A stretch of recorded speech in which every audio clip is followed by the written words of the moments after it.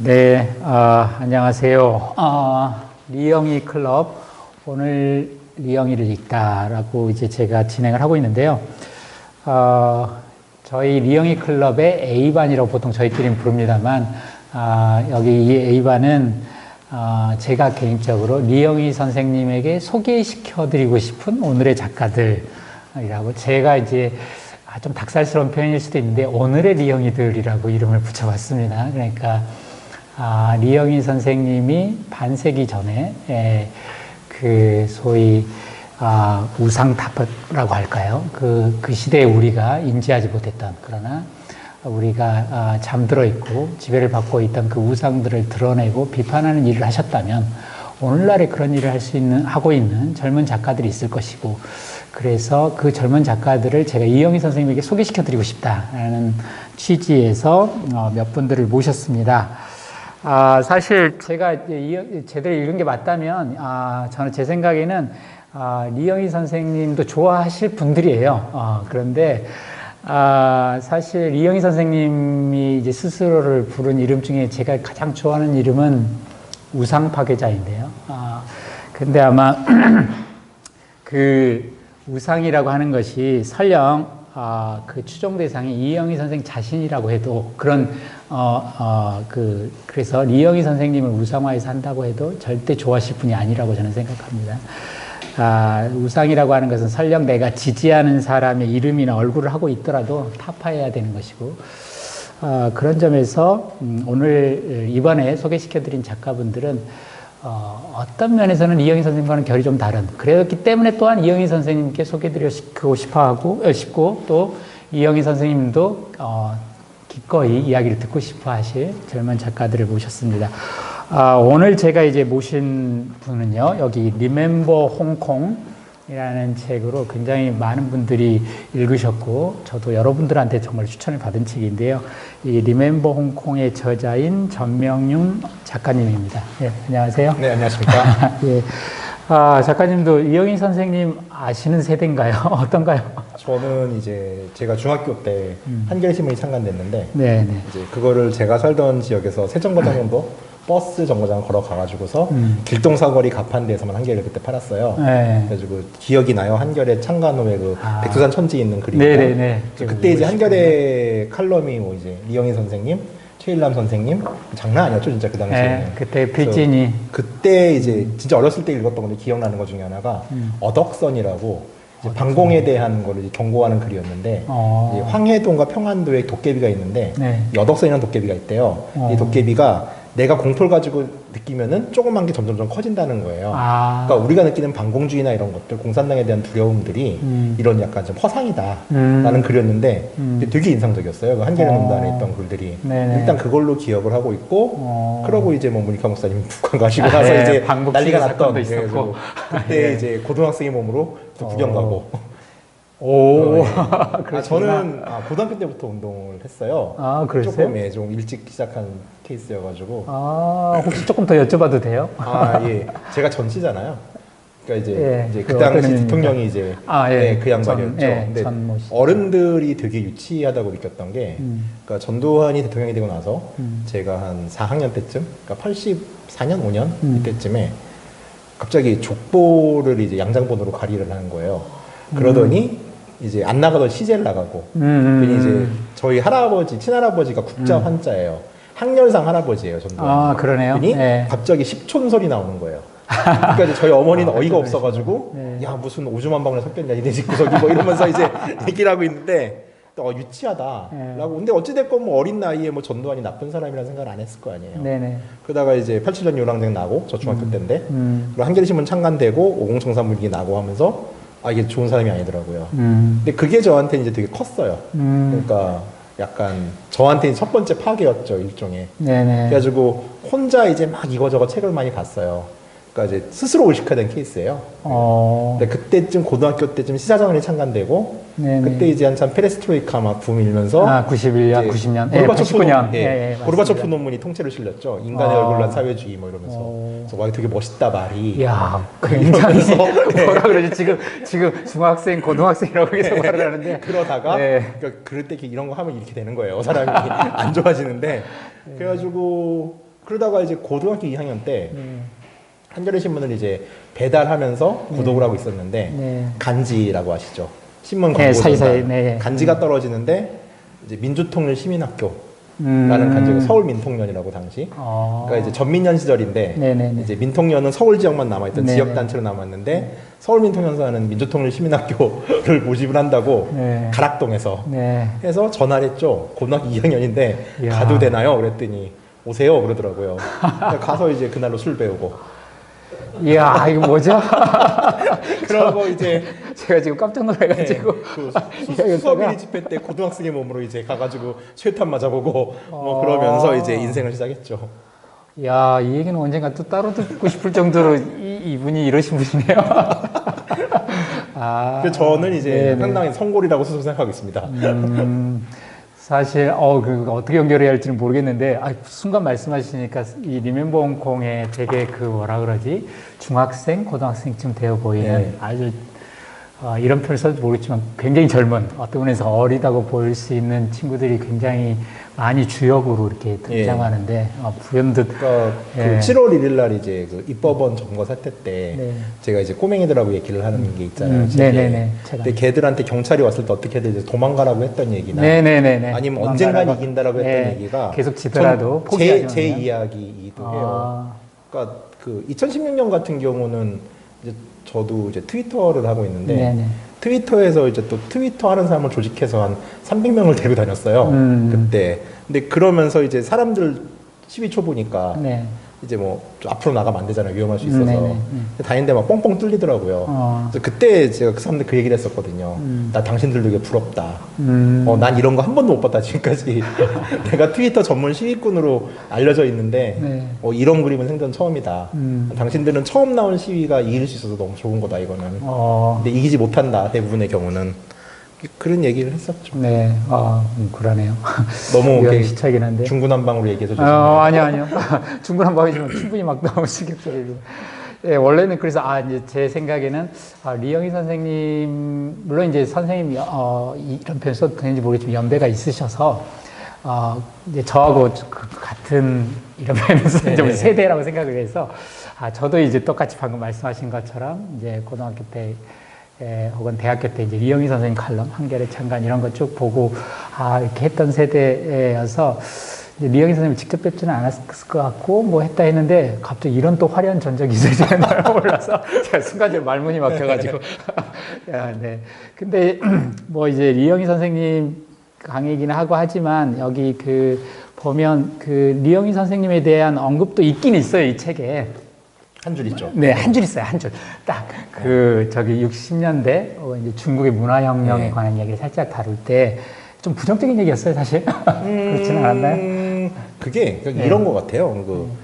재작년인가요? 미국에서 이제 아프리카계 미국인 한 분이 경찰에 의해서 돌아가시고 나서 네네네네. 엄청나게 이제 시위가 많이 있었잖아요. 네네네. 근데 그때 그 시위에서 되게 제가 인상 깊었던 것 중에 하나가 이제 아프리카 같은 경우는 이제 좀 유명한 사람들 콜럼부스나 이런 사람 동상을 막 부시고 막 그랬잖아요. 처칠이나 이런 사람들. 근데 아프리카에서는 마하트마 간디의 동상을 부셨어요. 근데 그 이유 중에 하나가 인종차별주의자라는 거예요. 근데 그게 이제 이런 얘기예요. 그러니까 마하트마 간디는 아프리카에서 변호사 활동을 하다가 좀 이제 인기를 끌고 나서 운동에 성공을 하고 나서 인도로 건너오잖아요. 네네. 근데 당시 마하트마 간디의 이론이 뭐였냐면은 야, 영국 너희들은 지금 문명인이라고 하면서 지금 우리를 핍박하는데 인도도 문명국이다. 근데 어떻게 같은 문명국의 일원으로서 우리를 이렇게 할 수가 있냐. 우리를 문명국으로 대우해달라.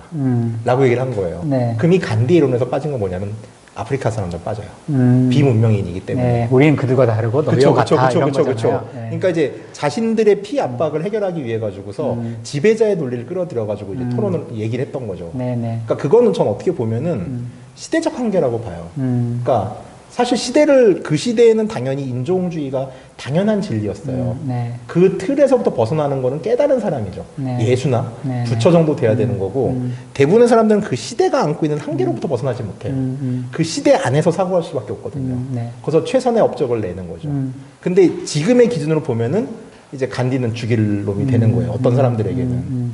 사실 근데- 그 안에 맥락에서는 또 이해할 수 있는 부분이 있는 거죠. 그렇죠, 간디 그렇죠. 안에서는. 근데 네. 요즘 같은 경우 이제 그걸 다 무시하고 어찌 됐건 이런 말 했으니까 너는 죽어야 돼 이런 극단적으로 네. 말하시는 분이 많잖아요. 네네네. 그러니까 이제 책의 언급 같은 경우도 이제 공격이라기나 비난이라기보다는 시대적 한계는 분명히 있었어요. 그 당시가 뭐 외신이 자유롭게 들어오던 시대도 아니었고, 네. 그러니까 결국은 이제 뭐 서구의 시선을 가지고 서구의 창, 서구의 진보적인 지식인의 창을 가지고 중국을 바라볼 수밖에 없었잖아요. 네. 그러니까 그러는 과정에서 나오는 이제 약간의 시대적 한계인 거지. 이제 그럼 그 부분에서 이해할 만한 거죠. 네네. 그러니까 이제 실제로 이영희 선생님 스스로도 그 얘기를 하셨던 것 같아요. 어디 그 대화랑 책에서 대화에 보면, 나와요. 예, 대화에 그렇죠. 예, 내가 정보가 한정돼 있었고 그렇기 때문에 소위 선생님 표현에 따르면 홍위병의 반문화적 파괴행위로 말미암아 여러 가지 사실이 있었는데 내가 파악할 방법이 없었다라고요. 그러니까 주계장막 시절의 중국은 일단 언론이 통제되고 지금도 중국은 언론이 통제되고 있기 때문에 네. 중국 정부의 발표 외에는 어떤 소스도 없어요. 그러니까 거기서 행간을 봐야 되는데 네. 중국 공산당 혹은 이제 네네. 중국의 언론 상태를 경험하지 못한 분으로서는 그거를 파고들 수 있는 여지들이 없죠. 사실 그건 어쩔 수밖에 없는 거예요. 그건. 또 한편에서는 또 아까 선생님 방금 말씀하신 것처럼 그 그러니까 이런 마치 이영희 선생님의 과제가 중국 사회 잘 이해하기에 포인트가 있었다면 이게 이제 어떤 것일 수도 있는데 거꾸로 중국 사회 얘기를 꺼내는 이유가 중국 사회에 있지 않고 한국 사회에 있었다면 이제 조금 또 다른 맥락이 있을 거라는 생각도 약간 그러니까 듭니다. 당시에는 이제 냉전주의 사고가 강했던 네. 때고, 네. 그러니까 냉전주의 사고를 깨기 위한 이제 하나의 이제 네. 선례 혹은 왜냐하면 이제 케이스였던 보통 거잖아요. 중국은 되게 악마화 중공이라고 그랬던 그때 너무 심했죠, 진짜. 예. 악마화되어 있고 다 이제 이영희 선생 말로도 거의 굶어 죽어가고 있고 인민들이 저희 막 어렸을 때 소위 또리장군 같은 거 막 보면 돼지가 막 늑대들 시켜서 인민들 괴롭히고 그쵸. 이런 게 이제 공산당에 대한 이미지고 그렇기 때문에 중국도 밥 먹고 산다. 돼지는 중국에서도 어떤 중요한 실험이 있다라는 것을 하는 거는 이제 반공주의를 깬다라고 하는 맥락에서는 굉장히 중요한 의미가 있을 것 같고. 그러니까 그거를 굳이 언급했던 이유 중에 하나는 그러니까 그런 것 같아요. 그러니까 이제 이따가도 잠깐 얘기를 하겠지만은, 그러니까 사람들은 누군가를 숭배하기 시작하면은 네. 맥락을 보지 않아요. 네. 시대상도 보지 않고 이제 또 누군가 이제 선생님 그쵸. 숭배하는 사람이 등장하고 우리 선생님. 여기에 또 그러니까 이제 뭐 무오류의 신화를 만들어 버리니까 그러니까 그 경우에는 뭐 살살살살 건드리는 게 맞지 않을까라고 저는 생각하거든요. 그러니까 처음에는 누구나 이제 진리 공부하려고 플라톤 찾는데 나중에는 플라톤보다 진리였는데 처음에는 그다음에 진리보다 플라톤이 돼서 누가 우리 플라톤 선생님 욕하면 이제 화나는 그 그런 부처님이 것처럼 얘기했던 이제 깨달음을 가는 과정에서 네. 자신이 했던 불경의 말씀, 부처님의 말씀이라는 게 일종의 뗏목인데 그럼 뗏목을 타고 강을 뗏목을 건너면 이고 가야지. 뗏목을 버려야지 왜 뗏목을 이고 가냐는 가냐고. 거죠. 네. 근데 이고 가는 분들이 너무 많죠, 진짜로. 다만 이제 저는 모르겠습니다. 이렇게 소위 뭐라 그럴까 이제 학교에 자리를 막 갖고 있거나 이렇게 취업을 한 사람이 아니어서 선생님도 약간 독립적으로 글 쓰시잖아요. 그쵸, 독립이란 말이 어쩔지 모르겠지만 근데 이제 그럴 때 제가 저한테 있는 어떤 하나의 수는 개인적인 건데 이런 거 있어요. 진짜 그 이영희 선생님이 전에 문화혁명 말할 때 막 흥분하셨을 때 저도 약간 공감하는 것이 몇 가지가 있어요. 그게 이제 뭐냐면 그 엘리트주의나 또 소위 그 뭐라 그러지 지식인들의 묘한 그 허위의식 위선적인 거 이런 것도 있고 그냥 뭐 아주 그냥 시쳇말로 하면 재수 없는 거죠. 네, 재수 없는 거 맞아요. 너무 가까이 있으면 화들짝 놀라게 되고 이중성들. 또 한편에서 소위 민중문화라 그럴까 사실은 저는 이 리먼버 홍콩에서도 제가 홍콩의 그 얘기 되게 좋았어요. 홍콩이 이제 선생님 표현에 따르면 유통기한이 있지 않습니까? 그리고 세상의 모든 것들은 유통기한이 있는데 왜냐하면 영원하지 않으니까. 그런데 이거는 좀 다른 것이 유통기한 알고 있단 말이에요. 그러니까 예를 들면 영원한 건 없다. 이 컵도 언젠가는 부서지겠지만 언제 부서질지는 모르죠. 근데 이제 일종의 이제 시한부 선고를 받아가지고 그렇죠, 언제쯤까지 네네. 그런 거죠. 보통은 이제 그런 그 저기가 있는 거잖아요.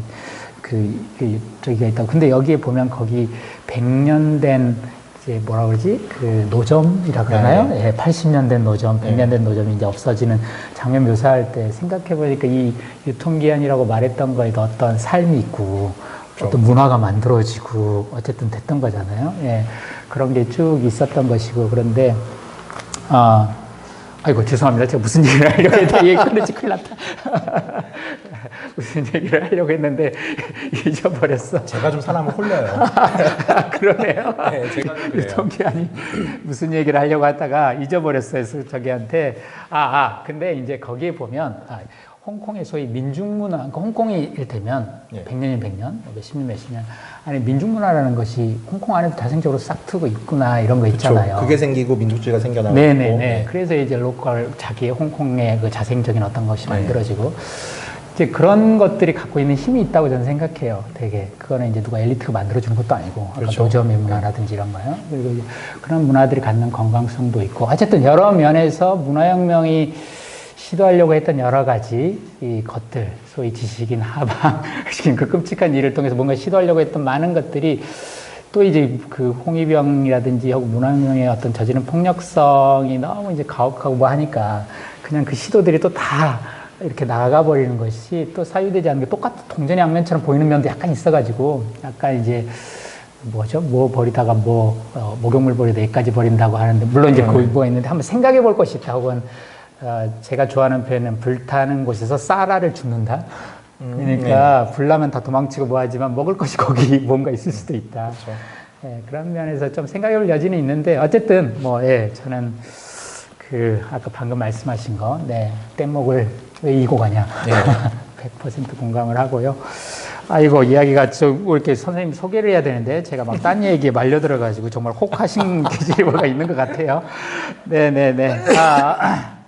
근데 이제 이 말씀을 드리고 싶어요. 제 느낌 말하면 안 되는데 이게 자꾸 제 느낌을 말하게 되는데 리영희 선생님이 소위 중국이든 혹은 제3세계 인민들 말하는 것과 전명희 선생님이 홍콩의 민중들의 여러 가지 삶과 투쟁에 대해서 말하는 게 조금 다른 느낌을 받긴 했어요. 그 말씀드린 것처럼 저는 리영희 선생님이 이런 표현이 어떨지 모르겠어요. 나를 바꾸기 위해서 너를 활용했다. 그러니까 한국 사회를 바꾸기 위해서 바깥의 얘기를 끌어들였다. 이런 느낌이 되게 강한데 제가 읽은 전명희 선생님 글은 너한테 가서 너와 나의 함께에 대해서 생각해봤다. 그러니까 뭐라 그러지? 우리가 함께 서 있는 거. 그러니까 제가 우리 문제에 대한 고민 속에서 홍콩을 간 것도 아니고 홍콩 사람들 그냥 이해하려고 간 것도 아니고 홍콩에서 가서 우리 둘이 함께 있는 어떤 것 그 부분을 본 느낌이 있었어요. 그래서 좀 다르다 리영희 선생님이 바라본 방식과 이런 느낌이 저의 이제 도국감입니다. 선생님이 이제 소개를 좀 해드려야 될 것 같은데 짧게 시간이 얼마나 남았는지 모르겠는데 소개를 해야 될 것 같은데요. 처음에 보니까 제가 급히 찾아본 바로는 이제 여행 가이드북 작가로. 여행 작가죠. 네네. 첫 번째 책이 아까 보니까 이 첫 번째인가요? 2003년도에 여행책은 이제 인도 백배 즐기기라고 인도 여행 가이드북을 썼다가 이제 인도, 중국, 상하이, 베이징, 홍콩, 오키나와까지 가이드북을 썼고요. 그러고 나서 이제 에세이는 이제 생각으로 인도한 질문 여행, 판타지 없는 여행 했다가 이제 리멤버 홍콩은 또 역사서로 분류가 되더라고요. 분류가 역사서입니까? 그래가지고 뭐 이제 여행 작가 치고는 되게 이상한 일을 많이 하고 있죠. 실제로 앞에 책들은 모르겠지만 제가 아까 여기 앞에 있네요. 참 그러고 보니까 여기 이제 아마 환타지 없는 여행 같다. 그렇죠? 리멤버 홍콩 있고 그 앞에가 생각으로 인도하는 질문 여행. 질문. 그 생각으로 인도하는 질문 여행은 그래도 약간 여행 가이드북 느낌 약간 있었는데. 여행책 같죠. 근데 이 두 번은 어떤 면에서는 되게 묵직한 에세이로도 보이고. 그러니까 원래는 이제 이런 얘기를 하고 싶어서 이제 이 일을 하고 있는데, 그러니까 제가 여행책도 글자가 되게 많아요. 그러니까 여행책은 사진이 많아야 되는데 글을 좀 많이 쓰는 편인데 인도 같은 경우는 1100페이지예요. 물론 큰 나라긴 하지만. 그리고 중국이 1200페이지거든요. 그러니까 원 없이 썼죠, 진짜. 그러니까 계속 하고 싶은 얘기는 이제 한국 얘기를 저도 하고 싶어요. 그러니까 이제 여행책을 하다 보면은 이제 일단은 여행책의 장점이 몇 가지가 있는데 저도 이제 생활인이잖아요. 그러니까 어찌됐건 이제 집에선 가장이니까 돈을 벌어야 되는데 공부를 하고 싶은 욕구인데 강한 거예요. 근데 집이 저도 뭐 부자는 아니고 그래가지고 그럼 제가 그냥 오래 보고 싶은 나라를 정해요. 그럼 여행책을 쓰면은 매년 개정을 해야 되잖아요. 그럼 매년 가야 돼요, 거기를. 그럼 이제 그 명분으로 취재를 하면서 계속 이제 엄한 짓 하고 다니는 거죠. 그러니까 현지 네트워크도 구축하고 그러다 보니까 여행책도 약간 좀 달라요. 그래서 글 쓰는 글톤도 다르고, 그러니까 역사나 정치적인 이야기들도 가끔 섞기도 하고. 약간 보이지 않는 것들이네요. 그러니까 이제 행간을 보는 사람들은 이제 그래서 제 책은 이제 좋아하는 사람과 싫어하는 사람이 딱 갈리더라고요. 아, 그래요? 아니, 그러니까 제가 보이지 않는 것은 되게 이제 여행은 보러 가고 들으러 가고 하는데, 이제 뭐 사연이라고 하는 것은 사실 보이는 건 아니니까. 방금 그렇죠. 선생님이 네거티브 말씀하신 거는. 그러니까 사실 여기 나오는 웡씨 네네, 선배 웡씨. 같은 경우도 제가 가이드북에 소개했던 식당 주인이에요. 이제 그렇게 인연을 쌓아가지고. 그러니까 여기가 맛집이에요라고 소개하는 거하고 그쵸, 그쵸. 이분들이 어떻게 왔는지 되게 계속 나오시더라고요. 그러다 엮인 중간중간에. 거죠, 이제. 근데 뭐 워낙 이제 그 질문을 많이 받으셨을 것 같기도 하고 사람들이 다 하는 이야기이기도 하지만 선생님 호처럼 환타라고 앞에 쓰셨잖아요. 네네네. 환타 전명이라고 환상을 깬다 이런 뜻이라고 쓰셨던데 그렇죠. 어떤 환상을 깬다는 그러니까 인도를 처음 간 게 24살 때예요. 완전 이제 쪼렙 때죠, 그 진짜. 앞에는 실현 얘기가 약간 있으세요? 실현으로. 그래서 인도를 갔는데 대부분 이제 인도는 뭐 많이들 생각하는 게 인도 가가지고 길 가다가 똥을 밟으면 넘어지면서 깨달음을 얻는다거나 득도. 말도 안 되는 얘기를 명상하고 하잖아요. 득도하고 그렇죠. 근데 저는 이제 이따 강연에도 나오겠지만은 전 인도를 처음 가서 이틀째 간 데가 웨스트벵갈 공산당사예요. 그러니까 좀 다르게 여행을 했고 그러네요. 그래서 제가 봤던 인도와는 일단 이제 뭐 운동을 하던 사람이라는지 모르겠는데 그냥 뭐 여성에 대한 사회적 약자에 대한 차별, 카스트 차별 이런 게 너무 눈에 보이는 거예요. 그래가지고 그것도 대부분의 많은 사람들은 그때 이제 뭐 류시와 신이 쓴 책 보고 인도 왔는데 사실 그렇지 않잖아요. 실제 그 나라들이나 실제 사람이 사는 모습들은 인도 사람들 다 득도하고 있는 거 아니잖아요. 그렇죠. 그냥 그러니까 인도 사람들이 말하는 내가 행복하다, I'm happy라는 거는 새끼 밥을 먹었을 때 해피하다고 한 얘기예요. 우린 새끼 밥을 먹으면 비참하다고 그러죠. 새끼 밥만 먹으면 어떻게 밥만 먹고 사냐니까. 그러니까 이제 그런 상황에서 아주 실제 인도의 이야기를 한번 해봐야겠다는 생각이 들더라고요. 그래가지고 인도에 대한 고정관념이나 환상을 깨보자 라고 해서 이제 환타라고 스스로 이름을 짓고 했는데 이게 뭐 어찌됐건 코카콜라 컴퍼니의 이제 자매 브랜드 이름이기도 하고 그래가지고 사람들이 들으면 일단 금방 기억을 하더라고요. 쉽게 외우기도 하고 그래서 전 되게 이름은 잘 졌다고 생각을 해요. 그래가지고 이제 뭐 이렇게 이제 뭐 환타가 무슨 뜻이에요? 라고 물어보면은 물론 기분에 따라 가지고 이제 환타 좋아요를 할 때도 있고 얘기해 줄 때도 있는데 또 이름을 이렇게 지다 보니까 이게 팔짱어인지 결국은 모든 나라를 다니면서 다 이제 그 나라에 가진 한국인이 가진 고정관념들을 깨는 쪽으로 발달을 하게 되더라고요. 그러니까 이름대로 가는 것 같아요, 진짜. 그러다 보니까 이제 뭐 한국 분들이 느끼기에 불편한 이야기도 되게 많이 하고 저는 이제 그런 편이죠. 약간 그러고 보니까 그러니까 이제 이영희 선생님이 우상타파라 하면서 이제 환상타파죠. 그래서 한겨레 신문제 연재 코너가 환상타파시더라고요. 근데 실제로 근데 정말로 한편에서는 그 이미지가 그러니까 판타가 되게 음료니까 이름에 쉽게 떠올리고 되게 가볍게 다가갔다가 환상타파하고 이제 이 얘기 들으면 좀 반전 효과가 있다 그럴까요? 또 말투 가볍잖아요. 그러니까 접근하는 게 좋아요. 근데 똑같이 책이 여행 가이드 그러면 되게 가볍게 접근했다가 이야기 듣고 나면 이게 뭔가 그러니까 말은 아까 심지어 명상이나 뭘 위해서 자기 삶을 이렇게 가는 사람들 진짜에 가는 분도 분명히 있을 겁니다. 근데 어쨌든 간에 가더라도 떠올렸던 것과는 다른 바람 삼시세끼 이야기를 듣는다든지 이러면 이제 뭔가 확 하는데 그러니까 뭐 이런 거죠. 그러니까 책 같은 데서 사람들이 많이 인상적이었다고 하는 게 인도 사람들은 지금 두 끼를 먹어요. 일반적으로 두 끼를 먹어요. 그러니까 사실 근데 인류가 세 끼를 먹은 거는 이제 산업혁명 이후의 일이거든요. 그런 적이 별로 없는데 인도는 이제 아침에 일어나면 인도 사람들은 그냥 짜이랑 비스켓 정도를 먹고 점심 때 먹고 저녁을 언제 먹냐? 밤 10시에서 11시쯤 먹어요. 그리고 먹자마자 바로 자요. 건강에는 다 안 좋아 보일 듯한 포만감이 중요한 거예요. 그래가지고 사람들이 그러니까 기차나 이런 걸 타면은 그냥 한 10시나 11시쯤에 휴게소가 서요. 오버나이트 기차를 버스를 타면은 그럼 그때 왕창 먹고서 바로 부를 거예요. 그리고 그 얘기를 물어봤어요. 야, 그럼 가난한 사람들은 이렇게 먹어도 포만감이 안 들 텐데 그럼 어떡하니? 그랬더니 그러면 배에 돌을 얹고 자면 된대요. 근데 이제 이런 이야기에서 이제 되게 많이 이제 인도에 대한 뭐 그런 이야기들을 많이 쓰죠. 여행책 치고는. 그런 의미에서 환상을 깬다는 얘기를 하시는 거구나, 진짜로. 실제로 근데 이번에 한겨레 칼럼 이제 최근에 하시는데, 거기 이제. 힘들어 죽겠어요. 요번에 참. 시사인이 훨씬 편해요. 아프가니스탄 얘기를 자꾸 쓰셨던데. 근데 아니, 그건 제목 제가 그렇게 잡은 거 아니에요. 저는 국뽕 진짜 싫어해요. 근데 편집부에서. 미라클. 수치스럽게.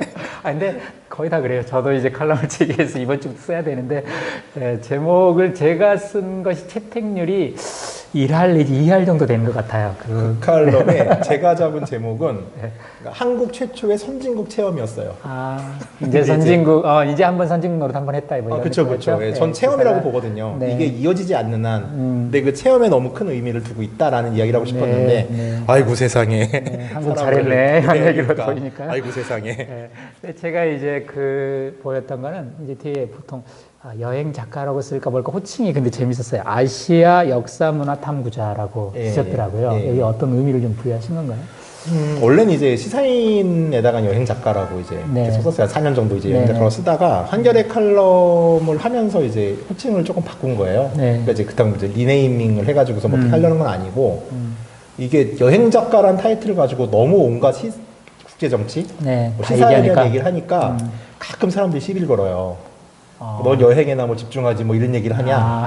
특히 이제 국내에 대한 얘기 같은 걸 때는 되게 심하게 피클이 들어오더라고요. 그래가지고서 이제 바꾸자 이렇게 된 거 그냥 어차피 역사책도 썼는데 그래가지고서 바꾼 거죠. 근데 저기도 그 환타지 없는 여행 여기에도 그 보니까 머릿말에 글 쓰셨던가 이런 표현이 있더라고요. 그러니까 왜 이렇게 관심 많냐 방금 말했지만 근데 잘 만든 여행책은 지역의 시대와 현실을 여행이라는 주제로 기록한 지역서적 민속지다. 전 그렇게 믿고 있어요. 그러니까 정말로 잘 쓴 여행책은 기록서이자 지역서이니까 지역적 민속지나 지역서나 민속지가 된다라고 했으니까 그래서 역사문화 탐구자인가라는 느낌도 약간 들고 잘했죠. 이름을 새로 이제 직함을 만드신 거네요. 사실 제가 너무 아까 그 기억이 흐릿하면서 막 엉뚱한 얘기로 시간을 끌어버려서 그렇긴 한데 이 리멤버 홍콩을 저는 되게 감동적으로 읽어서 여기 제가 제일 그러니까 이 앞에 이제 가면 뭐 중국 영화 얘기도 많이 나오고 이제 바로 시작할 때 저한테 제일 인상적이었고 이 단어가 정말 잘 쓰신 단어구나 느낌했던 게 유통기한이라는 단어였어요. 중경삼님 주인공이 이제 통조림 모으는데 통조림을 보면 다 유통기한들이 있으니까. 그런데 갑자기 이제 홍콩에 대한 이야기를 시작할 때 유통기한이라는 표현을 딱 쓰시니까 정말로 이 홍콩 사람들이 한편에서 이제 소위 중국으로 이제 정해져 있고 처음에 영국으로 식민화됐을 때 시기가 있었고 홍콩이 어떻게 시작됐고 어떻게 끝난지가 정해져 있는 속에서 살아간다 그럴까요? 그래서 한편에서는 되게 닫혀 있다라고 했는데 이 이야기를 읽고 나면 되게 또 한편에서는 여기에 뭐라 그럴까? 좀 어려운 말로 하면 심연이라 그럴까? 안에 뭔가 깊은 곳이 있어요. 그러니까 시간이랑 공간도 작은 곳이 홍콩이라는 것이. 그리고, 1840년대에서 이제 지금 2000년 한 150년 되는 건가요? 160년? 하여튼 200년이 안 되는데, 이 시기가 다 정해져 있었고, 그리고 특히나 이제 97년 이후에는 50년 안에 2047년이면 2047년이면 끝난다는 것이 홍콩은 이제 특별하게 또 자칫되는 것도 아니고 그때 또 이제 중국으로 봐야 되는 거죠. 47년부터는 뭐 중국이 이상해지지 않는 한 그렇죠. 그렇다고 봐야 되는 것이죠. 근데 이제 그런 느낌에서 되게 와 닿았는데 거기에 뭔가가 하여튼 이야기가 앞뒤가 있다고 딱 막혔다 그래서 이야기가 되게 작은 이야기가 아니고 깊은 이야기가 있다 이런 느낌을 받았어요. 감사합니다. 정말로 뭐라 그럴까 여기 그래서 이제 유통기한이라는 단어 때문에 아마 운명이라는 단어도 나오고 또 실제로 그 인터뷰를 했던 젊은 학생들이 운명이라는 단어를 꽤 쓰기도 하더라고요. 무서웠어요. 그만한 애들이 그런 말을 한다는. 그러니까요.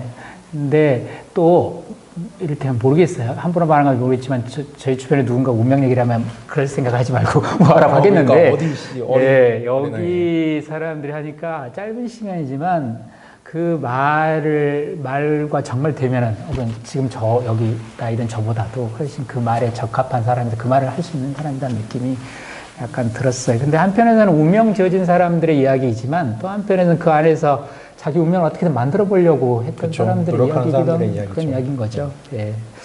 그러니까 자기가 태어나서 이곳이 국가라고 생각하지 않던 사람들이 아 이곳이 나의 국가구나라는 걸 느꼈을 때 근데 아 이 국가는 사실 누구도 인정하지 않는 국가네 라고 했을 때 그 소외감 같은 것들 우리는 못 겪죠. 우리는 사실 그래 본 적이 네. 없으니까. 네네.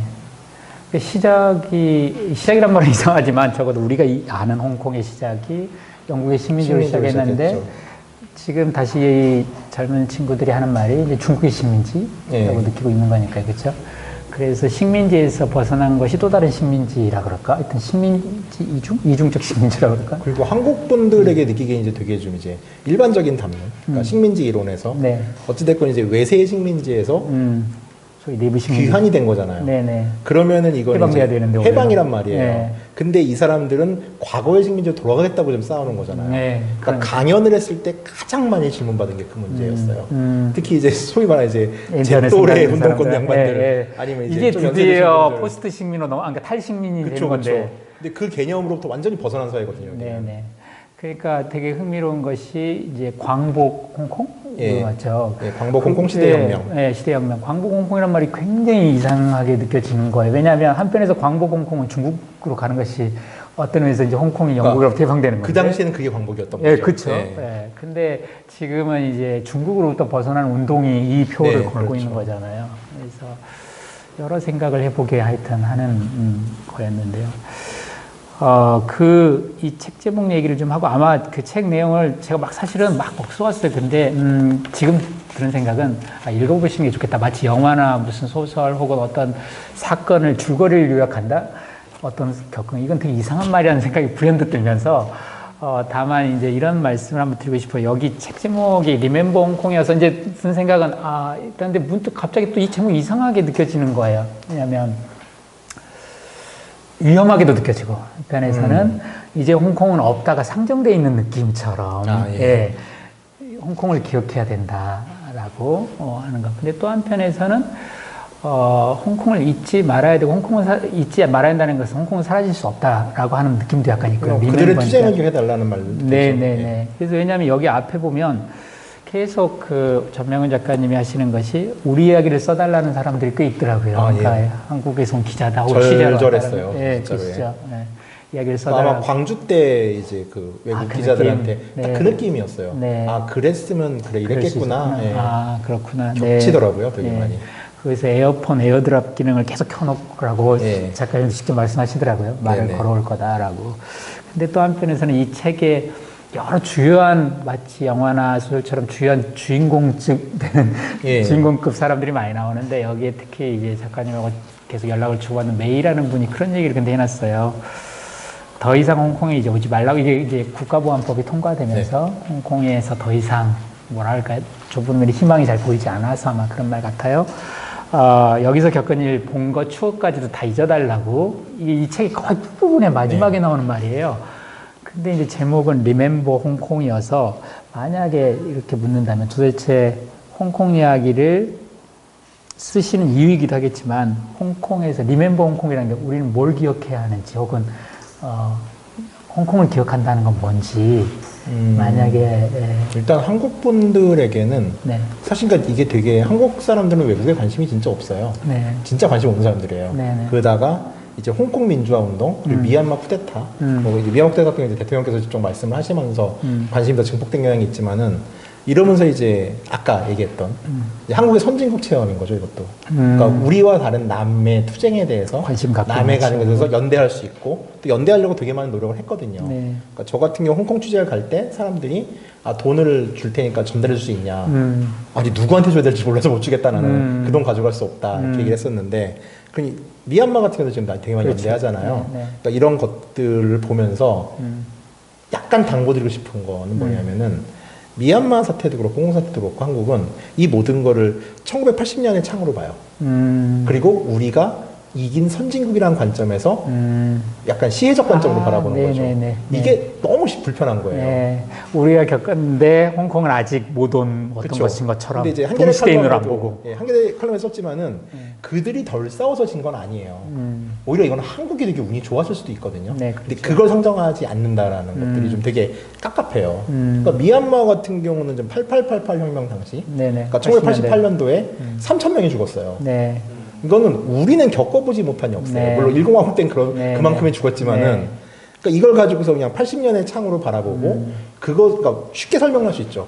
아주 간단하게 아 그래 이 상황은 지금 우리나라 80년 광주 같은 상황이야 라고 설명할 수 있는데 이거는 그냥 입문을 하기 위한 약간의 이 알림말인 거지 모든 사람에게 할 때 이 서설 가지고 야 그건 광주지라고 얘기하는 건 아니란 말이에요. 그리고 우린 이겼는데 쟤들은 졌네라면서 우월한 관점으로 바라보라는 얘기는 아니에요. 근데 중요한 말씀이네요. 여기서 되게 그 부분을 많이 놓쳐요, 한국 사람들이. 그러면서 이제 소위 말하는 국뽕이 여기 들어가 버리는 거죠. 그러니까 우리는 뭔가 성공한 나라. 네, 그렇죠. 네, 그게 너무 불편해요. 그러니까 그런 점에서 리멤버 홍콩을 쓰면서 되게 좀 이제 감정 전달을 많이 하려고 했던 이유 중에 하나가 이 사람들도 처절하게 싸우고 있어. 이 사람들 죽어가고 있어. 사람이 많이 죽진 않았지만은 이렇게 얼마나 깝깝하겠니? 이걸 좀 알아줬으면 좋겠어요. 이 양반들아라는 의미도 좀 있었어요. 되게 중요한 말씀이라는 생각이 드네요, 정말. 왜냐하면 방금 시작한 것처럼 특히 동아시아에서 일어난 일들 볼 때 한국은 되게 그 선진국이라고 생각하고 그렇죠. 무엇보다 이거 엄청 홍콩을 일세계 지금 시선으로 동시대에 보죠. 일어나고 있고 사실은 동시대 국제관계 때문에 많이 일어나기도 한 일인데 우리는 우리가 거쳐온 지난 시대의 일인 것처럼 네. 이렇게 본다고 엄연하게 지금 일어나고 있고 같은 관계가 있는 일이고 하는데 그러니까 같은 시선에서 연대가 불가능한 상황인 거죠. 네, 자꾸 시혜적으로 심지어 도우려고 하는 사람들도 예, 그렇죠. 그러니까 그 도우려는 행위가 나쁘다는 건 이게 별 아니고 아닌데 네네. 그럼에도 불구하고 실제 그래서 끝부분에 아마 홍콩에서 만든, 그러니까 언뜻 이제 홍콩은 실패했다고 생각하는 게 좋은 많은 사람들이 볼 때, 근데 이제 홍콩에서 만든 그 뭐라 그러죠? 교본이라고 그러던가? 예, 홍콩 매뉴얼. 예. 그것이 어떻게 지금 미얀마 민주시위에서 이렇게 많은 사람들에게 활용되고 있고, 그러니까 얼마나 이 운동들이 소위 뭐라 그럴까 독재라 그래야 될까 뭐과에 맞서는 압제에 맞서는 많은 민중들의 운동들이 서로 수평적으로 연대하고 있고 영향을 미치고 있는지에 대한 그런 점에서 리멤버 홍콩은 과거에 대한 얘기가 아닐 수도 있겠다는 느낌도 드네요. 저는 그렇게 생각하고 썼습니다. 그러네요. 네. 하여튼 많은 분들이 읽으셨지만 책 광고하게 되네요. 계속 했으면 좋겠고 오늘 그럼 해주실 이야기 주제는 어떤 건가요? 그냥 이제 아까 전주를 좀 전작을 깔았지만 이제 그 24살에 이제 그냥 한국에서 그냥 그저 그렇게 시위하던 이제 뭐 조국 통일만이 나의 목숨을 걸친 뭐 이런 거를 생각하던 아이가 한국 바깥에, 그러니까 섬 바깥을 나가면서 어떻게 생각이 바뀌어 왔는지, 그러니까 그러면서 오히려 이제 좀 더 자유로워졌는지, 리버럴리스트가 됐는지에 대한 약간의 오디세이아 같은 이야기를 할까요? 네. 시간이 될지 모르겠어요. 오디세이아. 그러니까 철없는 바보 아이의 여행기죠. 어떻게 보면. 어떻게 보면 또 사람들의 환상을 깨는 책을 썼다고 하셨지만 본인이 어떻게 깨져왔는가에 대한 이야기네요. 쭉 깨져오고. 그렇죠. 그래서 그런 책이 나온 거죠. 나는 어떻게 내 환상은 어떻게 깨져왔는가. 그리고 그렇죠. 지금 난 어떻게. 그렇다고 전향을 하겠다는 얘기는 아니고. 네, 기대하겠습니다. 그러면 전명희 선생님 강의 청해 듣겠습니다. 감사합니다. 네, 감사합니다. 네.